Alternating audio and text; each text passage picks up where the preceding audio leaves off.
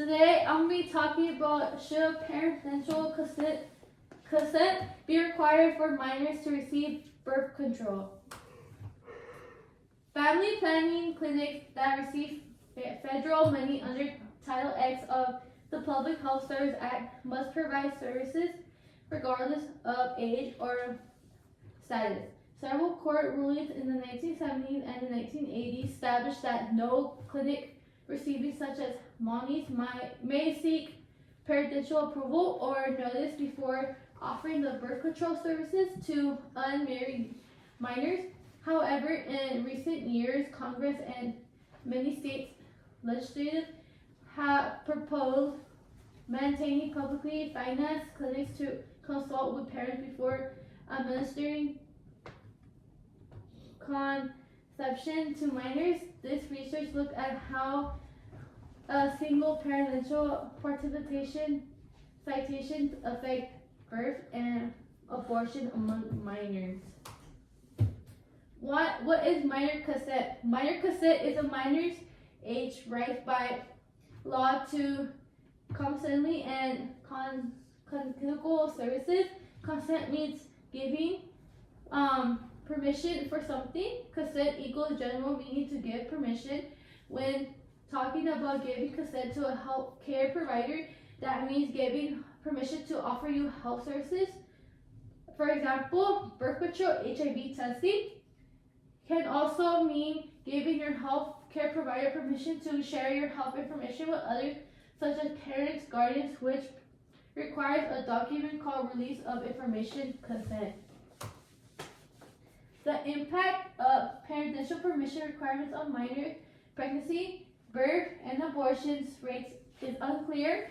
Pregnancy rates would rise if parents who would have such use medical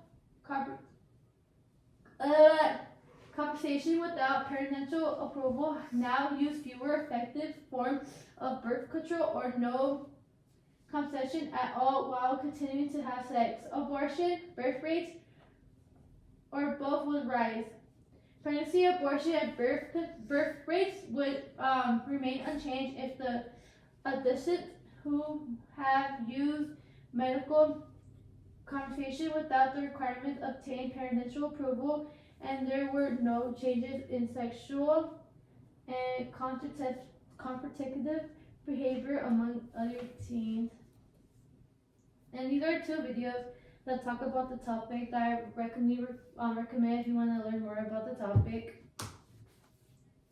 And here are some data about it. 24 states permit minors to consent to the services. 2 states allow minors to consent in these services. And this minors would face a medical hazard if she is not provided with compensation services. 17 states allow married minors to consent in these services. 4 states allow minors who a parent to consent.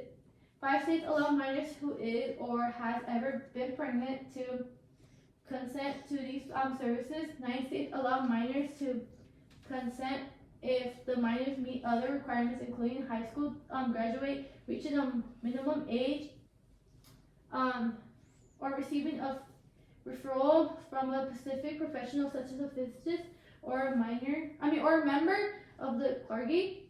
4 states have no policies on minors to these services.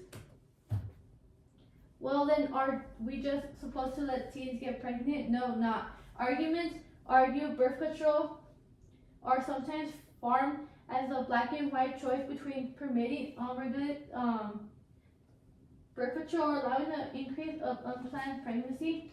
These are not the only 2 possibilities, and both discounted children to make wise sex decisions when adults are chosen to talk about these intelligent talks with them about the risk and downfall of early sexual involvement.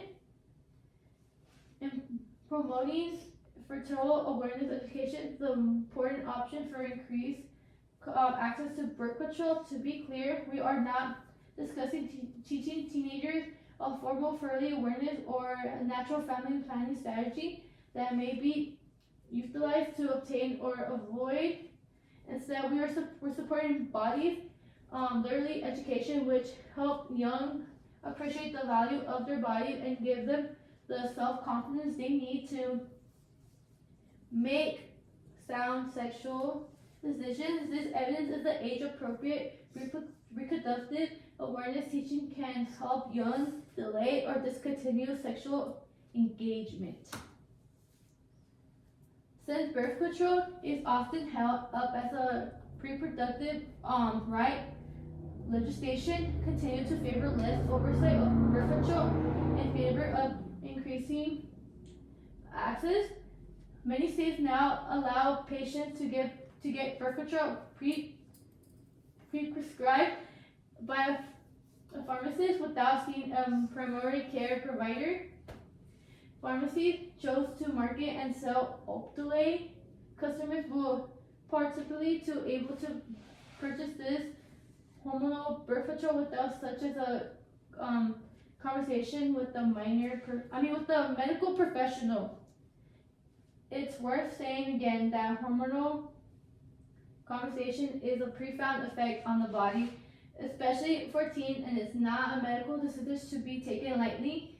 This accepts script sounding birth control effectiveness at protecting teens as also penetrates a challenging as there is evidence to suggest that access to birth control makes teens 3 times more likely to have STDs, have PID, and to become pregnant, and surprisingly 10 times more for having abortion compared to non-contraceptive. Without guidance from parent or doctor, teens seeking birth control will likely be unaware of these risks and side effects. Discussion. Title X is believed to have a subliminal reduce teen pregnancy rates by making free or low-cost family planning services available to teens on a confidential basis. One analyst concluded that without Title X, the number of teen pregnancies would have 20% more higher during the 1980s and 1990s. A significant number of minors seeking family planning services at the Title X clinic in 1991. For example, about 14% of patients over 580,000 involved were minors. This study examined one area known to be imposed of a parental consent requirement for minors to receive medical, and found that teens' pregnancies, particularly teen birth, appear to increase after such a requirement. This suggests the policymakers to consider the possibilities of such unintended consequences before requiring parental involvement for teens to receive. And then these are my citations for the slides. The end.